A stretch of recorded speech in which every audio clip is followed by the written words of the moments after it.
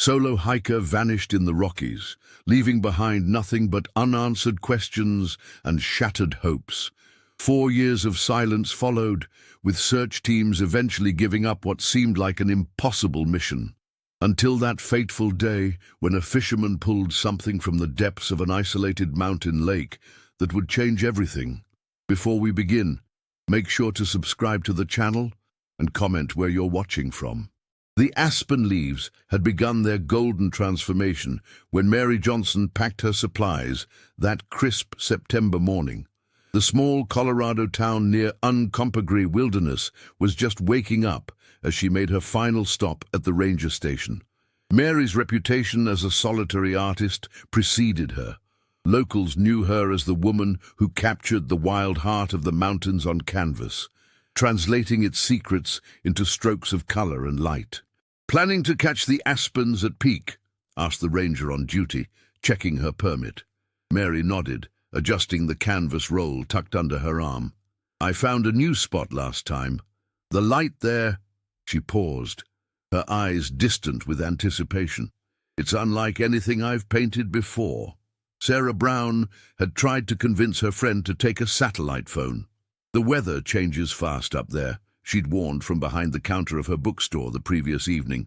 But Mary had simply smiled that enigmatic smile of hers, the one that suggested she understood the mountains in ways others couldn't. "I'll be back before the first snow," Mary promised, her voice carrying that quiet certainty that had always defined her. The ranger watched her slender figure disappear up the trail, canvas and supplies strapped to her back, her dark hair catching the morning light. 3 days passed, then 5. When a week had gone by with no sign of the artist, Sarah raised the alarm. Robert Smith, then still working as a forest ranger rather than the fisherman he would later become, organized the first search party. They combed the most likely trails, calling Mary's name until their voices grew hoarse. As days stretched into weeks, more elaborate searches followed. Volunteers from 3 counties, search dogs, even a helicopter borrowed from a wealthy resident, all scoured the wilderness. Yet the mountains refused to yield any trace of Mary Johnson. No backpack, no art supplies, not even a single footprint. "It's like she simply vanished into thin air," Dr. Jennifer Davis remarked during one of the community meetings. The botanist had mapped potential routes based on where certain wildflowers Mary liked to paint might be found. By late October, the first snowflakes began to dust the peaks. Hope, which had already grown thin, dissolved completely as winter settled over the Rockies. The official search was called off. In town, whispers replaced search parties. Some believed Mary had orchestrated her own disappearance, a woman reinventing herself somewhere far from the constraints of small-town life. Others spoke in hushed tones about the mountains having claimed her, adding her name to the list of souls the wilderness had swallowed over generations. Sarah refused both narratives, keeping a light burning in her bookstore window. She promised she'd be back before the snow, she would say to anyone who would listen. Mary always kept her promises. For 4 years, silence shrouded the fate of Mary Johnson. Her absence became a wound that the small town near the Uncompahgre Wilderness never quite healed. The search parties had long disbanded. The missing person posters had weathered and faded. But conversations at Sarah Brown's bookstore still occasionally drifted to theories about what had happened to the artist who walked into the mountains and never returned. The town had tried to move forward. They'd held a memorial service 2 years after her disappearance, though Sarah had refused to call it a funeral. Without proof, she'd insisted, clutching a framed photograph of her best friend. The bookstore owner had never removed the small display of Mary's sketches from her front window, changing the lighting with the seasons as if expecting the artist to return and critique the presentation. August 15th marked the 4th anniversary of Mary's disappearance. That morning dawned unusually humid, with fog rolling thick across Crystal Vale Lake. Robert Smith arrived before sunrise, his fishing gear packed neatly in his truck. The former forest ranger found solace in these quiet mornings, though they also brought guilt.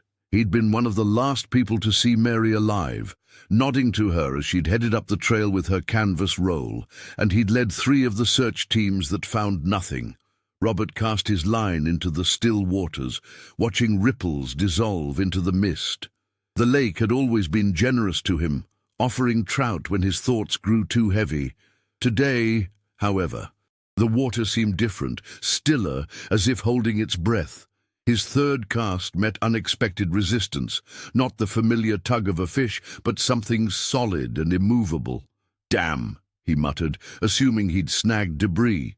He reeled carefully, not wanting to lose his favorite lure.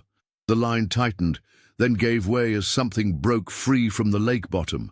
When the object breached the surface, Robert froze. It wasn't a branch or sunken trash, but a battered metal tin. Its once bright surface now corroded and stained. Algae clung to its edges, yet the clasp remained intact, as if protecting whatever lay inside from the lake's embrace. With trembling hands, he pulled it from the water. The tin was heavier than its size suggested, weighed down with more than just metal and water. Something about its weathered appearance made his heart race. As he set it on the dock beside him, water trickled from its seams, revealing faded initials scratched into the bottom corner, MSJ.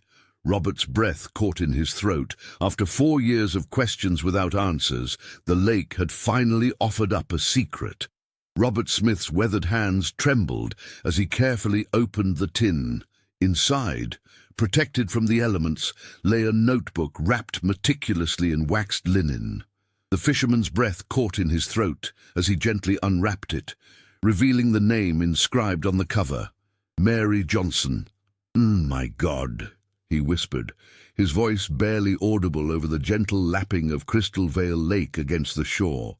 Alongside the notebook rested a detailed charcoal sketch of what appeared to be a tower, but not one Robert recognized from his years as a forest ranger in the Uncompahgre wilderness. The structure seemed to defy architectural logic, its proportions subtly wrong, as if drawn by someone who'd seen it through a distorted lens. Most puzzling was a pressed violet flower, its delicate petals still holding a hint of color despite being flattened between the notebook's pages. Robert frowned, his ranger training immediately flagging the anomaly. This particular flower shouldn't grow anywhere in the Colorado Rockies, certainly not at this elevation or in this ecosystem.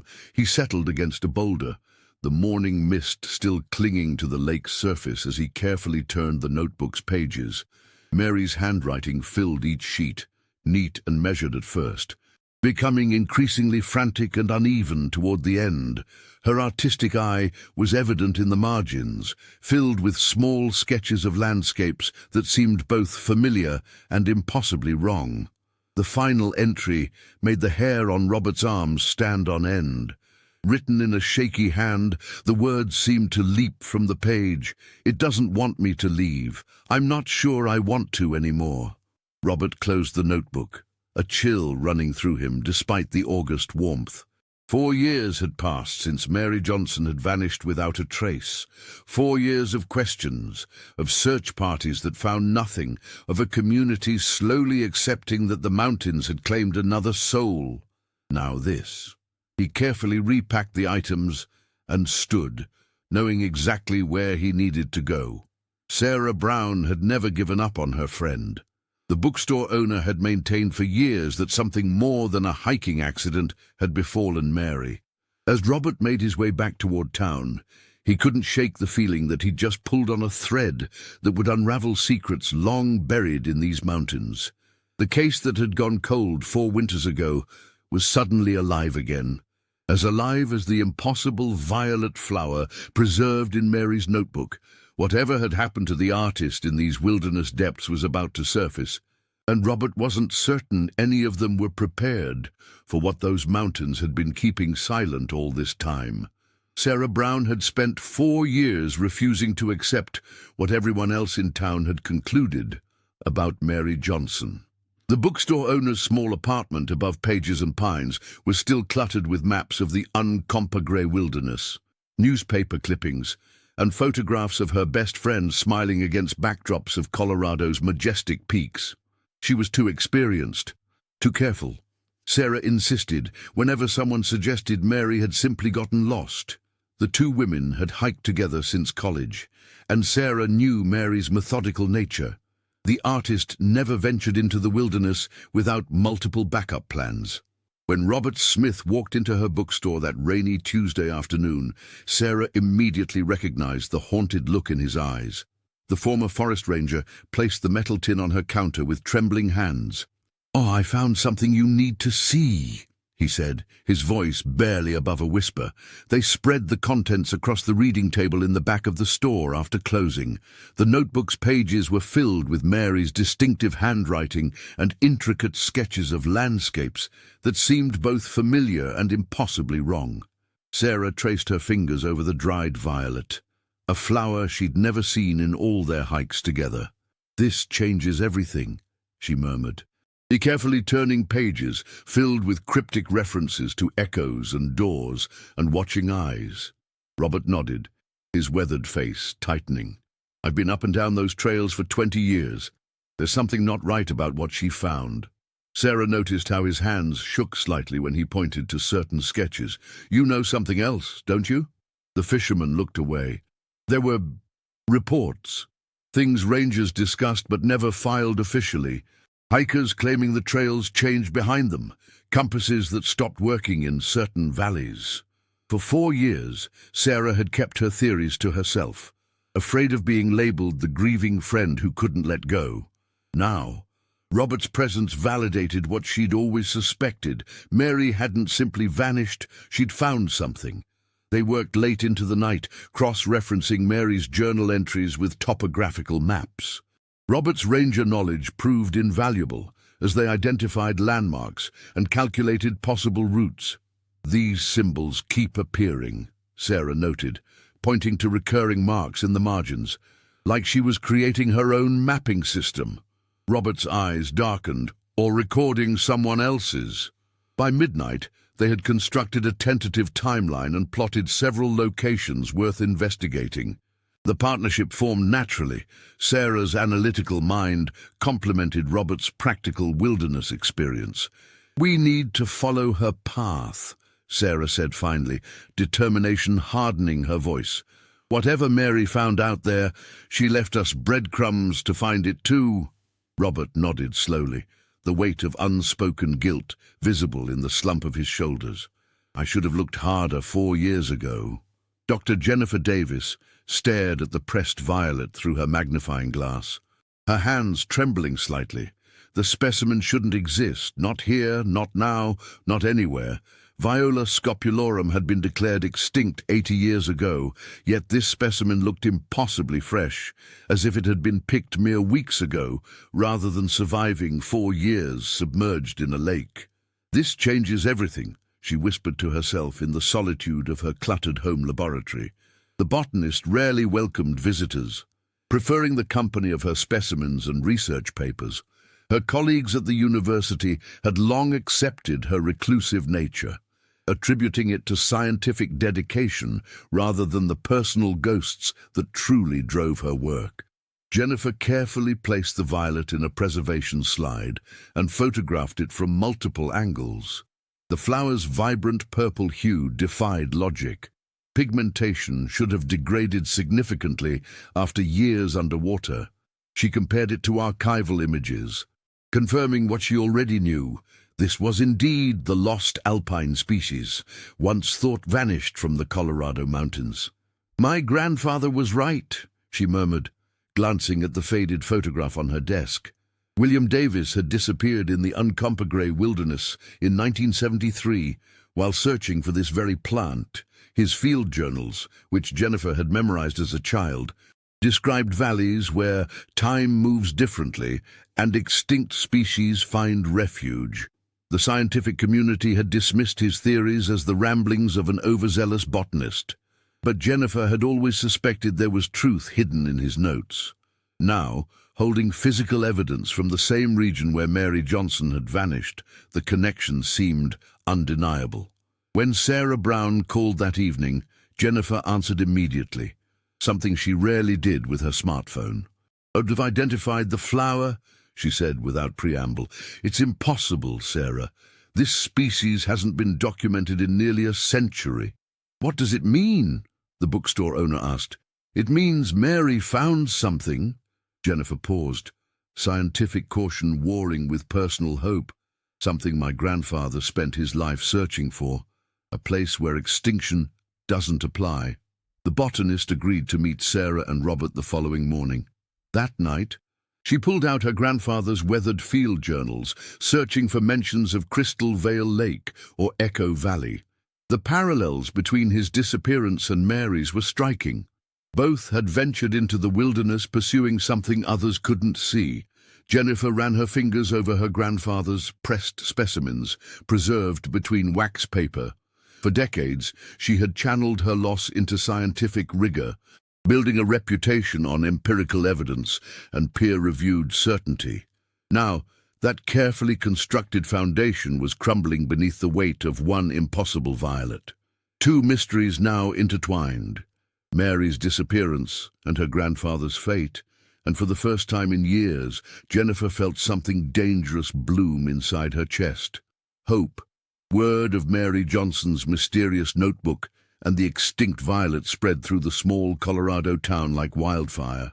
It didn't take long for the story to reach Michael Wilson, a 30-something podcaster with slicked-back hair and a reputation for chasing the unexplained across America's wilderness.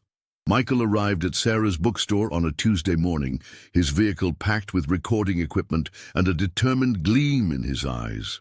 The unexplained wilderness had modest but dedicated followers, and he knew this story could be his breakthrough moment. "I've covered everything from Bigfoot to ghost lights," he explained to Sarah Brown as he set up his microphone on her counter. "But this, an artist vanishing and leaving behind impossible evidence, this is different." Sarah regarded the podcaster with cautious interest. The bookstore owner had already fielded curious locals and one persistent reporter, but Michael's genuine enthusiasm seemed different from mere sensationalism. "Robert found the tin 4 days ago," she explained, carefully omitting details about the violet that Dr. Jennifer Davis was still analyzing. "We're still trying to understand what it means." Michael convinced Sarah to show him Crystal Vale Lake, where Robert Smith had made his discovery. The podcaster recorded everything: the lapping water, the wind through pines, his own narration about Mary's disappearance. But something strange happened as the afternoon wore on. The lake seemed to swallow sounds, creating pockets of silence that his equipment couldn't capture. "It's like dead air," he muttered, checking his devices. "I've never seen readings like this." Over the next 3 days, Michael interviewed locals about the folklore surrounding Echo Valley. An elderly man described how his grandfather refused to hunt there because the echoes sometimes came back wrong. A former park ranger mentioned trails that seemed to shift between seasons. Each night, Michael returned to his rented cabin to edit recordings, only to find sections of inexplicable static or silence. The lake's peculiar acoustics began to haunt his dreams, moments where even the birds stopped singing, as if listening for something. By his 5th day in town, the podcaster's ambitious project had transformed into something more personal. He confided in Jennifer at the local diner. His voice lowered. "My grandfather disappeared in these mountains in '68, he admitted, pushing away his untouched food. "I never told anyone that's why I started the podcast. I've been looking for answers my whole life." The scientist studied him with newfound understanding. What had begun as Michael's hunt for ratings had evolved into a desperate search for truth, and increasingly, for his own peace of mind. The mountain's silence was speaking to him now, and he couldn't stop listening. Mary Johnson's notebook revealed far more than her written thoughts. Sarah Brown spread the pages across her bookstore's back table, where Robert and Jennifer leaned in to examine the artist's work. The sketches within were meticulously detailed, yet depicted landscapes none of them recognized from the Uncompahgre wilderness they all knew so well. "These peaks don't exist," Robert whispered, tracing his finger along a jagged mountain range Mary had drawn with remarkable precision. The former ranger had hiked every trail in these parts, yet these formations remained foreign to him. Sarah turned the page to reveal a series of small alpine lakes, rendered in watercolor. "No names," she said. "I've checked every topographical map of the area. These bodies of water aren't documented anywhere." Dr. Davis adjusted her glasses, scientific curiosity piqued by the anomalies. "Look at the vegetation she's drawn around this one." The botanist pointed to delicate flowers sketched along a shoreline. "These species shouldn't coexist in the same ecosystem." The most unsettling image appeared on the final page. A looming tower standing solitary against a twilight sky. The structure resembled old fire lookouts that once dotted the Colorado wilderness, but with architectural elements that seemed both ancient and impossible. "All the lookouts were dismantled decades ago," Robert explained, his voice tight with unease. "The Forest Service removed the last ones in the 70s. There's nothing like this left standing." While the group pored over the notebook, Michael Wilson arrived with news that sent a chill through the room. The podcaster had set up a trail camera near Crystal Vale Lake 3 days earlier, hoping to capture wildlife or perhaps some evidence related to Mary's case. "The battery died almost immediately," he explained, connecting his laptop to display the footage. "These cameras usually last weeks, but something drained it overnight. Then, this morning, it suddenly started working again." The group huddled around the screen as Michael scrolled through empty frames until a single image appeared that made Sarah gasp. The timestamp showed 3:15 in the morning, when the camera inexplicably captured a woman standing perfectly still at the lake's edge. She wore hiking gear that looked straight out of another era, her silhouette crisp despite being enveloped in a dense, waist-high fog that seemed to glow with its own light. "That's not possible," Jennifer whispered. "The weather conditions weren't right for ground fog last night." Robert's face had gone pale. "Look at her boots," he said, pointing to the old-fashioned leather hiking boots visible below the mist. "Nobody's worn that style in 40 years. The woman's face remained obscured, turned slightly away from the camera's lens, but something about her posture, patient, waiting, suggested she knew exactly where the device was hidden. Robert Smith stared at the charcoal sketch in Mary Johnson's notebook, his weathered hands trembling slightly. The tower's distinctive silhouette triggered something in his memory, something he hadn't thought about in years. "I know this place," he whispered, spreading out the yellowed ranger maps from the 1930s on Sarah's bookstore counter. "This lookout tower was supposed to have been torn down before I was even born." Sarah Brown leaned closer, her bookseller's reading glasses perched on her nose as she compared the sketch to the faded cartography. The resemblance was undeniable. The same angular observation deck, the same narrow staircase winding up the side. "But that's impossible," she murmured. "Mary couldn't have drawn something that hasn't existed for nearly a century." Dr. Jennifer Davis arrived with her own collection of botanical surveys and topographical maps. The botanist had been working through the night, cross-referencing Mary's sketches with historical records of the Uncompahgre wilderness. "Look at this," Jennifer said, laying her maps alongside the others. "Mary didn't just draw the tower. She mapped entire sections of the wilderness that don't match our current charts." The three investigators stood in silence, surrounded by the smell of old paper and the weight of impossibility. "The landmarks are all wrong," Robert finally said, tracing a finger along a ridgeline. "This valley is too deep, this peak too sharp." It's as if she was seeing the mountain as it wanted to be seen, not as it appears to us. Sarah grabbed her own copy of Mary's notebook and flipped through the pages.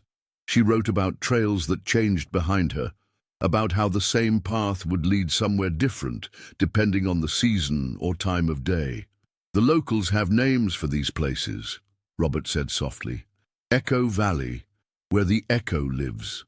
Places where hikers report strange acoustic phenomena, where sounds seem to come from nowhere and everywhere at once."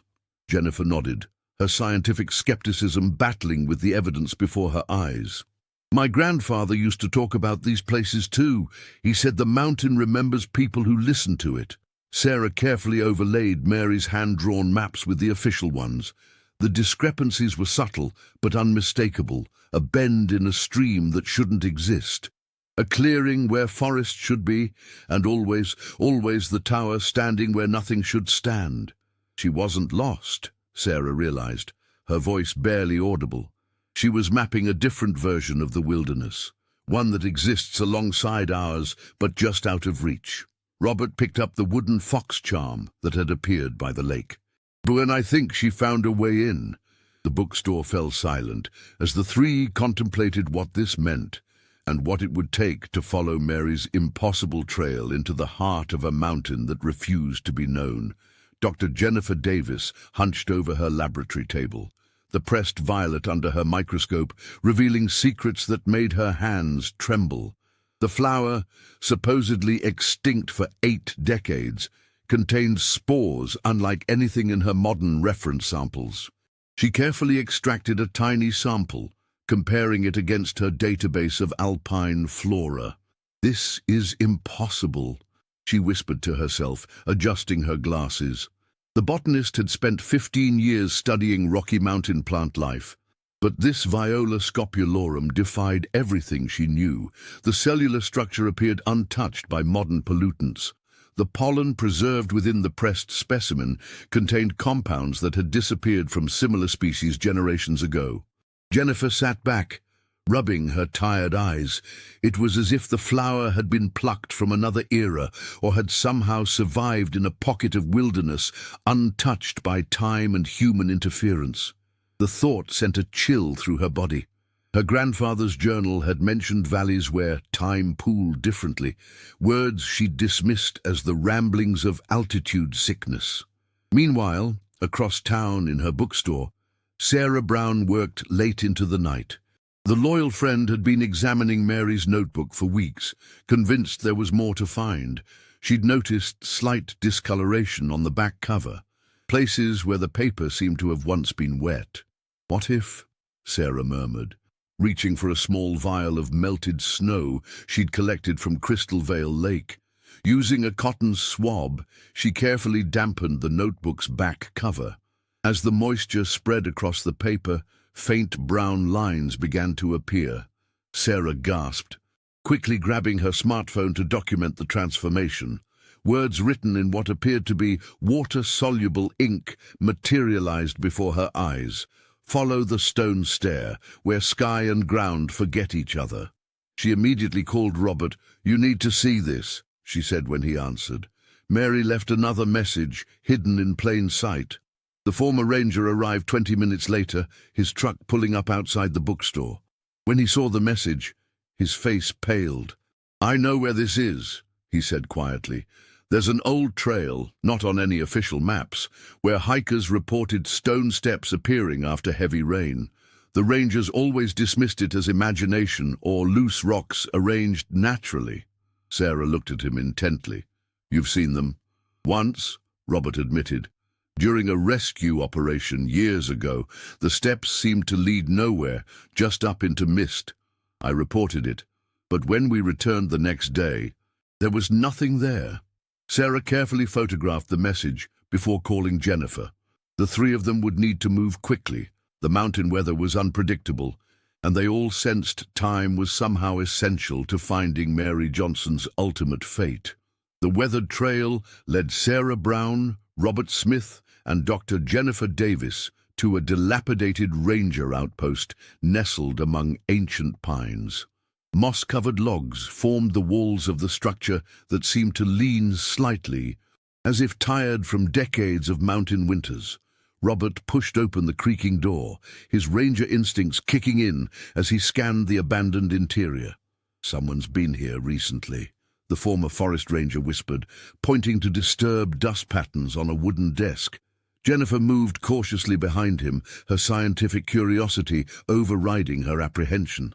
Sarah discovered a loose floorboard beneath an overturned chair. "Help me with this," she called to her companions. Together, they pried up the warped wood, revealing a hidden compartment containing a leather-bound notebook, its pages yellowed and edges frayed. "This isn't Mary's," Jennifer said, carefully opening the brittle cover. The botanist's fingers trembled slightly as she revealed the first page, dated June 12, 1973.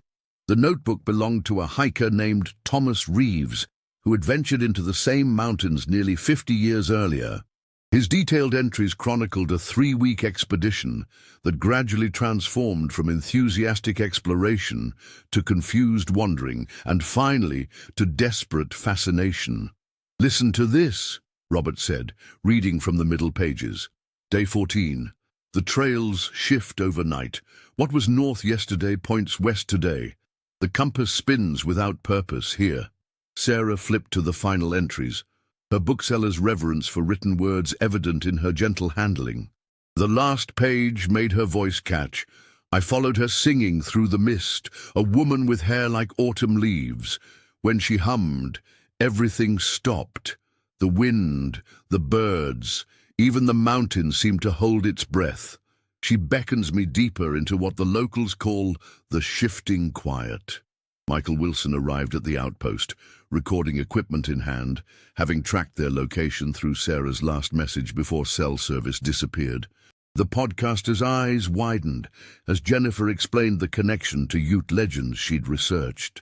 The shifting quiet, Jennifer explained, is described in their stories as a place where silence becomes tangible, a living force that preserves what it claims. The elders spoke of it as a threshold rather than a place. Robert stared at the notebook, recognition dawning on his weathered face. "My grandfather mentioned something similar when I was a boy. He said some places in these mountains remember people, hold on to them somehow." Sarah carefully placed Thomas's notebook beside Mary's sketches. The similarities were unmistakable. The same tower, the same impossible geography, separated by decades yet connected by an experience that defied explanation. "Mary found what Thomas found," she whispered, "and whatever it is, it's still out there, waiting." Doctor Jennifer Davis couldn't shake the feeling that the answers lay higher up the mountain. Armed with her field journal and collection kit, she set out alone at dawn, telling Sarah Brown she'd be back before nightfall. The botanist's obsession with the extinct Viola scopularum had grown since examining the impossibly fresh specimen from Mary's tin. "Just a day trip," she assured Robert as she passed the old ranger station. "I know these trails better than most." The morning fog clung to the pines as Jennifer ascended beyond the usual hiking paths. She followed the elevation markers that matched Mary's sketches, pausing occasionally to document unusual flora along the way. By midday, she'd reached a rocky shelf where the air felt unnaturally still. Jennifer set down her equipment and reached for her water bottle. That's when she noticed it. A patch of violet blooms nestled between two stones that seemed to shift position when she wasn't looking directly at them. She approached carefully, her scientific mind battling with growing unease. "Impossible," she whispered, kneeling to examine the delicate purple petals. As she reached out, the wind stopped completely. The silence pressed against her ears like cotton wool. Jennifer felt a strange vertigo as she touched the first bloom. 2 days later, Sarah and Robert found her collapsed near Crystal Vale Lake, 3 miles from where she'd planned to search. Jennifer was barefoot, her hiking boots missing, dark soil packed beneath her fingernails. In her right hand, she clutched another perfect specimen of Viola scopularum, its stem still moist as if freshly picked. "Jennifer!" Sarah cried, rushing to her friend's side. The botanist's eyes fluttered open, confusion evident in her gaze. "How did I get here?" she murmured, her voice hoarse. "I was just on the upper ridge." At the ranger station, wrapped in a thermal blanket, Jennifer stared at the violet she'd somehow brought back. "I don't remember anything," she admitted, her hands trembling. "Not a single moment after touching that first flower." Robert handed her a cup of hot tea. "Your GPS tracker went dead immediately. We've been searching since yesterday." Jennifer's scientific certainty had been shattered. "Time doesn't work right up there," she said, her voice steadier now despite the fear in her eyes. "I think this is what happened to my grandfather. And to Mary." She carefully placed the violet in a specimen jar. "The mountain has places that exist out of sync with our world. Mary found one of those places." Jennifer looked up at Sarah, her expression both terrified and exhilarated. "And I think, for a while, so did I." The night before their expedition, Sarah Brown and Robert Smith spread Mary's hand-drawn maps across the kitchen table in Sarah's apartment above the bookstore. The former ranger traced the contours with weathered fingers, matching them against official topographical charts of the Uncompahgre wilderness. "These landmarks don't align with any documented trails," Robert muttered, his brow furrowed. "It's as if she was mapping another version of the mountain entirely." Sarah was about to respond when the lights flickered once, twice, then died completely. Outside, darkness swallowed the small town in seconds. Through the window, they watched as street lamps extinguished one by one, the blackout radiating outward from Crystal Vale Lake like ripples in still water. Robert reached for his flashlight, clicking it repeatedly with no result. "Day battery was new this morning," he said, voice tight with unease. Sarah tried her smartphone. Dead. The landline phone emitted nothing but static. "It's not just electricity," she whispered. "Everything's failing." They stood in the darkness, listening to the sudden silence that had fallen over the town.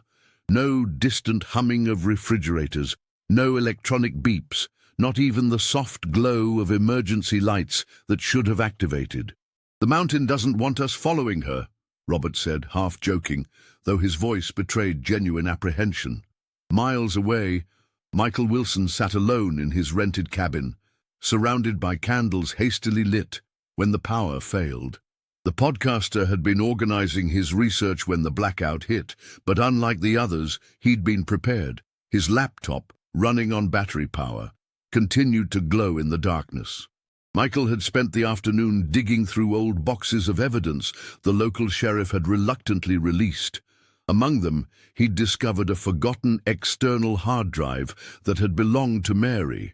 Everyone had assumed it was corrupted or wiped clean, but Michael, ever thorough, had connected it to his computer anyway. Now, with trembling fingers, he pressed play on the single audio file he'd recovered. Static crackled through his headphones, followed by the sound of wind rushing past a microphone. Then, abruptly, total silence, the kind that felt physical, pressing against the eardrums. Just as Michael was about to stop the recording, Mary Johnson's voice emerged, so close it might have been whispered directly into his ear. "It's only real when no one's looking." The podcaster yanked off his headphones, heart pounding. Outside his window, he could see nothing but darkness where the mountain should be. Yet somehow, he felt certain that in this perfect blackout, something was finally becoming visible, something that had been waiting for 4 years to be seen again. The morning mist hung low over Crystal Vale Lake as Sarah Brown and Robert Smith returned to continue their investigation. The water was perfectly still, reflecting the surrounding pines like a mirror. They followed the shoreline, retracing their steps from the previous day, when Sarah suddenly stopped, her breath catching in her throat. "Robert, look," she whispered, pointing to a freshly built stone cairn that stood about 3 feet tall. Atop the carefully balanced rocks sat a small wooden fox charm, intricately carved and weathered with age. "That's Mary's. She carried it everywhere." Sarah's fingers trembled as she reached for the trinket. "This cairn wasn't here yesterday, I'm certain of it." Robert knelt beside the stones, his ranger instincts kicking in as he examined the ground around them. But no footprints, not even ours from yesterday. He ran his hand over the smooth stones. Someone, or something, placed this here overnight. The charm was warm to the touch, despite the morning chill. Sarah turned it over in her palm, recognizing the familiar notch on the fox's ear that Mary had carved herself. "She's trying to communicate with us," she murmured, slipping the charm into her pocket. Meanwhile, at Sarah's bookstore, Michael Wilson had spread his research materials across the reading table.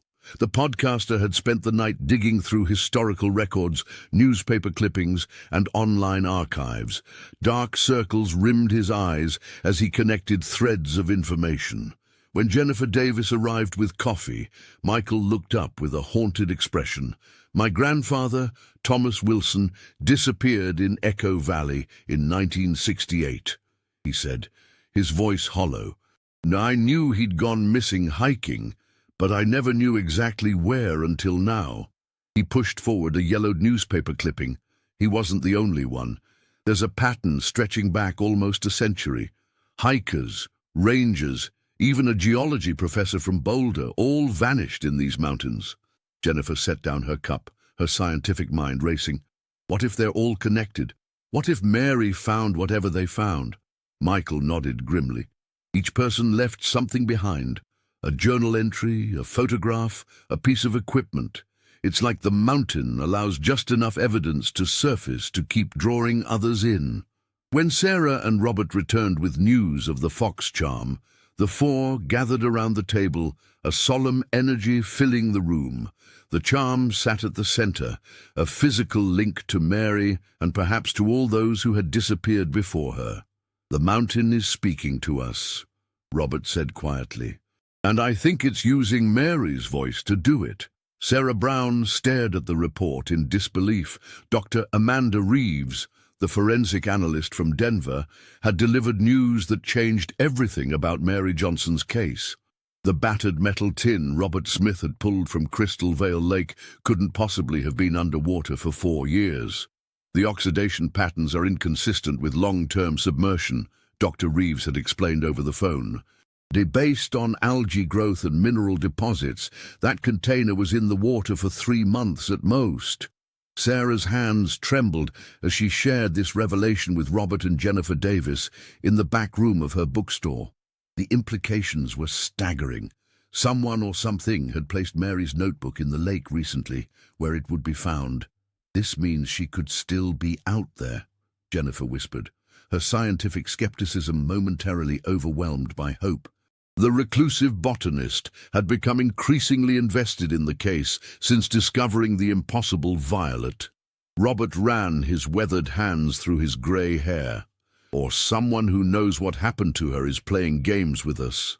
The former ranger couldn't shake the memory of that silhouette he'd seen standing on the lake years ago.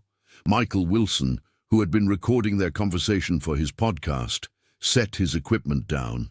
"There's more," he said. Sliding enlarged photocopies of Mary's notebook across the table, "Look at the handwriting analysis."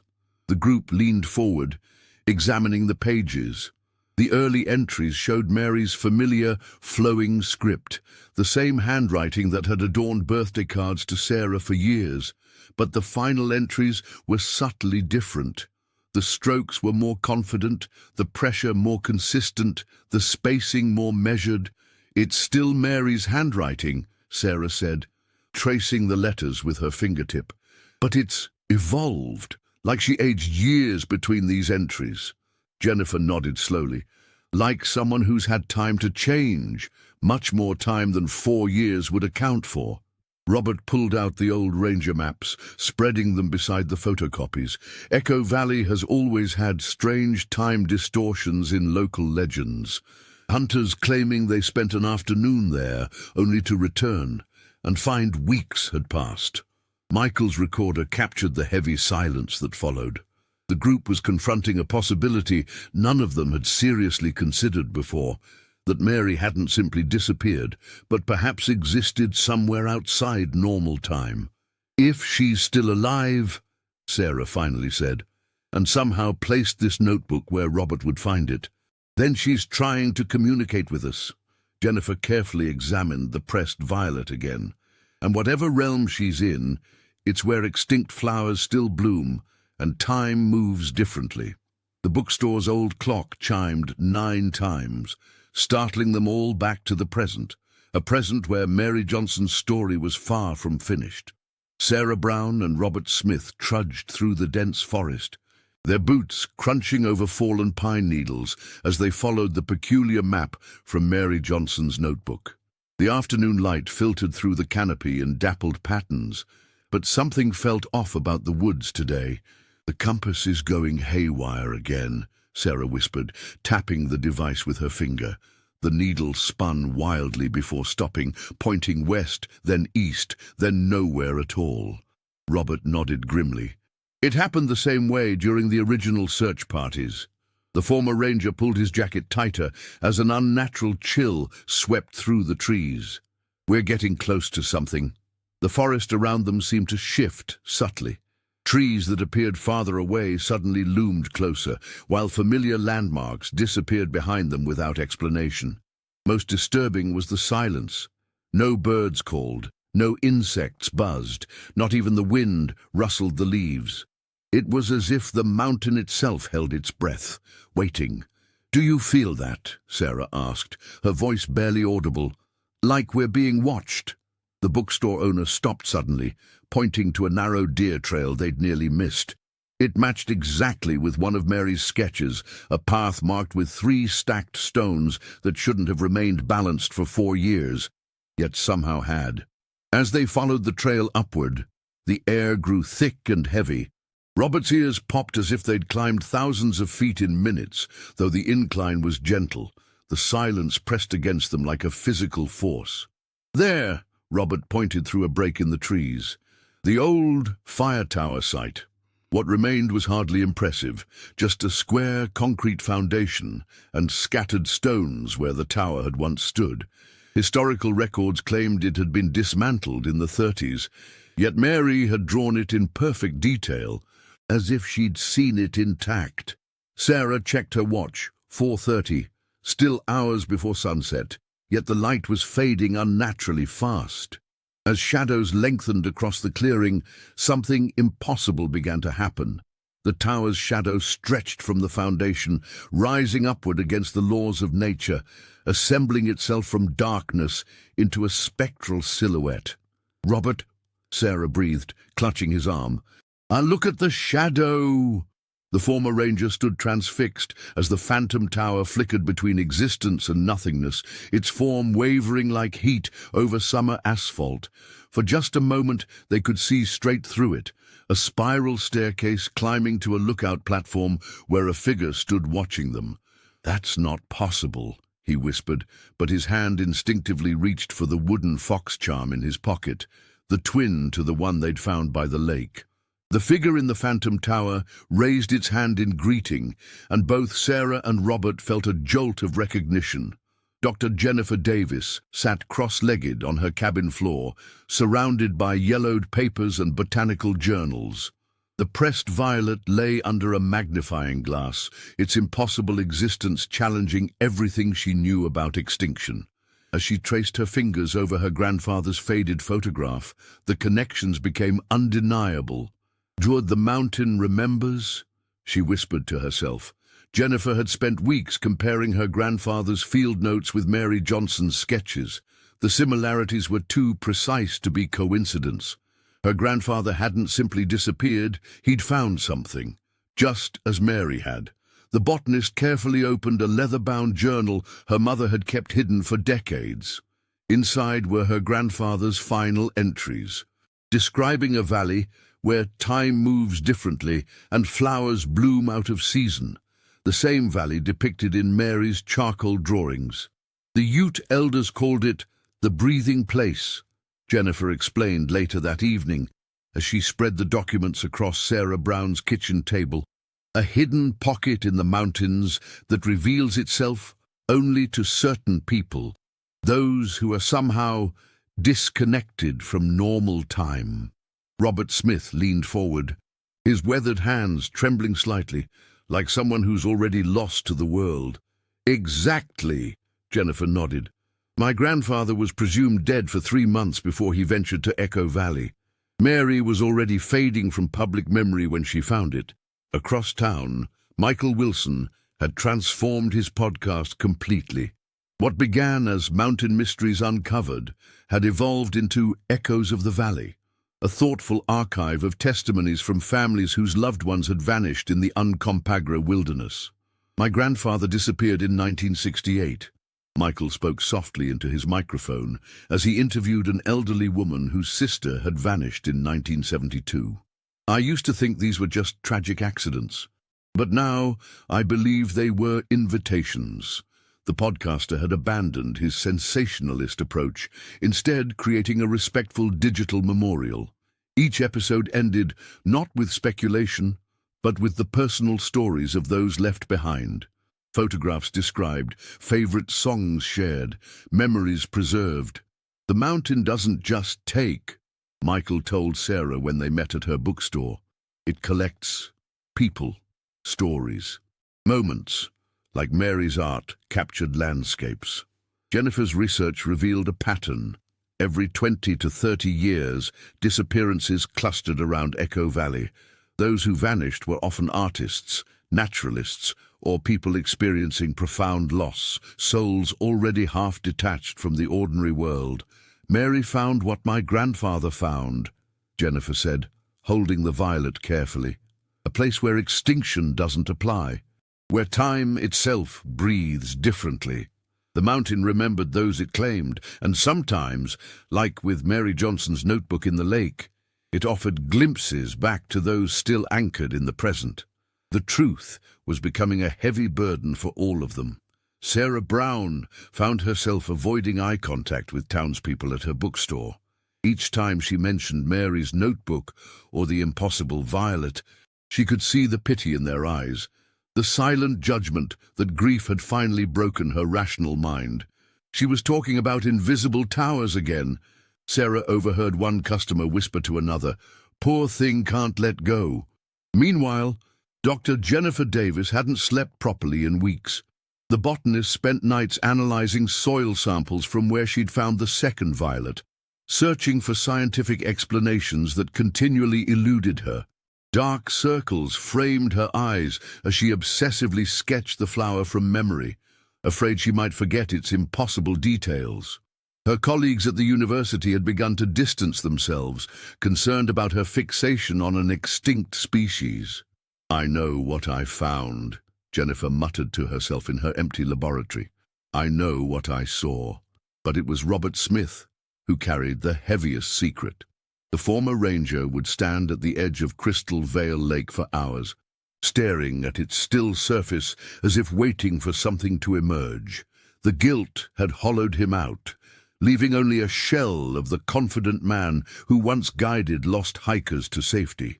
One evening, as rain pattered against the windows of Sarah's bookstore, Robert finally broke. His weathered hands trembled as he helped her close shop. "I need to tell you something," he said, his voice barely audible. "About Mary." Sarah froze, a stack of books suspended mid-air. "I saw her," Robert continued, unable to meet her gaze. 3 days after she was reported missing, I was doing a solo search near the eastern shore. "You saw Mary?" Sarah set down the books, her heart pounding. "Why didn't you tell anyone?" Robert's eyes welled with tears. "Because what I saw wasn't possible. She was standing in the middle of Crystal Vale Lake, not swimming, not drowning, standing. The water came to her waist, but there were no ripples around her. She looked peaceful. When I called her name, she turned toward me and smiled. Then the fog rolled in, and she was gone." Sarah reached for the wooden counter to steady herself. "I thought I was hallucinating from exhaustion," he confessed. "I convinced myself it wasn't real, but after finding that tin, after everything we've learned..." His voice cracked. "I've been carrying this for 4 years. I could have led everyone to that spot. I could have..." "You couldn't have saved her," Sarah whispered, suddenly certain she wasn't asking to be saved.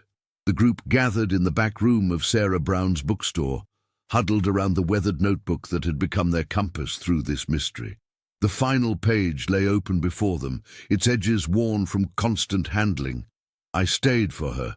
She's not alone anymore," Robert Smith read aloud, his voice catching as he traced Mary Johnson's handwriting with his fingertip. Sarah leaned back against a bookshelf, processing the implications. Mary made a choice, she whispered. She wasn't taken. She wasn't lost. But who is she? Jennifer Davis asked, adjusting her glasses. The botanist had grown thinner over these months of investigation, the mystery consuming her as surely as it had consumed them all. Michael Wilson stopped his recording device and set it on the table. The mountain has claimed others before Mary. Maybe she found someone or something waiting there. My grandfather spoke of voices in Echo Valley, Jennifer said. I always thought it was dementia, but now... She trailed off, staring at the pressed violet she kept in a small frame. Robert's face darkened with guilt. I should have told someone about what I saw years ago. Maybe we could have found her then. Or maybe she didn't want to be found, Sarah countered, her loyalty to her best friend unwavering even now. The first snow of the season began falling outside, coating the small town in silence. The investigation had cost them all dearly. The bookstore owner had become known as the town eccentric, chasing ghosts. The former ranger barely slept anymore. The botanist's colleagues questioned her research. The podcaster had abandoned his original sensationalist angle, losing half his audience, yet none of them could walk away. 3 days later, as the snow accumulated into drifts against buildings, Sarah arrived at her bookstore before dawn. Something caught her eye at the doorstep, a small wooden carving of a fox, its surface smooth and polished. Around it was wrapped a single page, the paper impossibly dry despite the snow. Her hands trembled as she recognized Mary's handwriting, not aged or weathered but fresh, as if written moments ago. She says, "The door will open again soon. Bring the ones who believe." Sarah clutched the fox charm to her chest, feeling its warmth despite the freezing temperature. 4 years had passed since her friend had vanished, yet here was proof. Mary was alive, somewhere beyond understanding, somewhere the mountain kept hidden. She pulled out her cell phone and sent a single message to the others. It's happening again. She's reaching out. Outside, the snow continued to fall, erasing footprints and reshaping the landscape, just as the mountain had always done, hiding its secrets in plain sight, waiting for those brave enough to follow. The mountain air carried the scent of pine and melting snow as Sarah Brown made her solitary trek back to Crystal Vale Lake. Spring had finally broken winter's grip on the Colorado wilderness, revealing secrets long hidden beneath ice and silence. She had waited through the bitter months, clutching Mary's final message like a talisman, counting down the days until the thaw. The bookstore owner moved carefully along the muddy trail, her backpack containing only essentials, water, trail mix, and the camera she'd purchased specifically for this journey. The weight of expectation pressed heavier than any gear she carried. 4 years of searching, of being dismissed as obsessed, of watching Robert Smith retreat into guilt and Jennifer Davis lose herself in scientific obsession. All of it had led to this moment. Crystal Vale Lake spread before her, its surface now liquid mirror rather than frozen tomb. Sarah stood at the shore, watching ripples dance across water that had once yielded Mary's notebook. The morning light filtered through budding trees, casting dappled shadows that seemed to move with purpose rather than wind. She waited, patient as the mountains themselves. The air shifted, not a breeze but a presence. Sarah felt it before she saw anything, that peculiar stillness that had haunted Jennifer's descriptions. Across the water, where mist clung to the surface in gossamer threads, a figure emerged from between ancient pines. Sarah's heart stuttered. The woman standing at the opposite shore was unmistakably Mary Johnson, yet changed. Her hair was longer, streaked with silver that hadn't been there 4 years ago. Her face bore new lines around the eyes, but her posture remained the same, straight-backed, head slightly tilted as if listening to something only she could hear. In her hand, Mary held the wooden fox charm, its carved surface catching sunlight as she raised it in silent greeting. Sarah fumbled for her camera with trembling fingers. Through the viewfinder, the distance between them seemed to compress. She focused the lens. Her breath caught in her chest like a trapped bird. Through the camera, Sarah could see Mary's eyes clearly, alive with knowledge and a silent invitation. There was no fear in her gaze, no plea for rescue. Instead, Mary's expression held the serene certainty of someone who had found her place in the world, even if that place existed somewhere between reality and legend. Sarah pressed the shutter button, capturing the impossible moment. When she lowered the camera, Mary nodded once, a promise, an acknowledgement, a bridge between worlds, before turning toward the trees. The story wasn't over. It was merely waiting for the next chapter to begin. The mountain kept its secrets close, but those who listened carefully could hear its whispers. The disappearances that had haunted the small Colorado town for generations weren't tragedies at all. They were transformations. Mary Johnson's story had unraveled the mystery that had claimed dozens before her, offering something precious to those left behind: understanding. Sarah Brown stood at the edge of Crystal Vale Lake, watching ripples spread across the surface where no stone had been thrown. The bookstore owner had spent nearly 5 years searching for answers about her best friend, only to discover Mary hadn't been taken. She had chosen to stay. The others who disappeared, Sarah whispered to Robert as they packed their research. They must have found it too. Robert Smith nodded, his weathered hands carefully folding the old ranger maps. The fisherman who had pulled Mary's tin from the lake now understood why he'd felt watched during all those solitary mornings on the water. My grandfather wrote about doors in the mountains, Dr. Jennifer Davis said, examining the violet flower, a species that shouldn't exist in this century. I always thought it was dementia. Now I wonder if he simply found one. The botanist's scientific journals had evolved from clinical observations to something more profound, documentation of a place where time moved differently, where extinct species thrived and lost souls found sanctuary. Michael Wilson had completed his podcast series, titling it Echoes of the Valley. What began as a hunt for ratings had become his most personal work. The recordings captured not just facts, but the emotional journey of families finding peace in knowing their loved ones might still exist somewhere beyond conventional understanding. They chose it, Michael said during the final episode. That's what connects all these stories. The mountain doesn't take, it offers. In Sarah's hand, the wooden fox charm grew warm against her palm. The small carving, Mary's signature, had appeared on her doorstep with the spring thaw, along with a page of fresh handwriting. Not a goodbye, but an invitation. The town's relationship with the wilderness changed.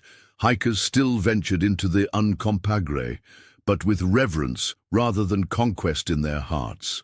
Some went seeking the shifting trails and silent valleys where compasses failed, hoping for glimpses of those who had crossed over. Most returned, some did not. Sarah placed the charm on a rock by the lakeside and stepped back. The wind picked up, carrying pine and something sweeter, violets, perhaps. I'll be back, she promised, knowing Mary would hear her.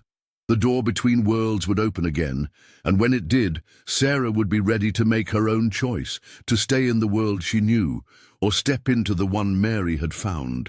The mountain had always been patient. It could wait a little longer.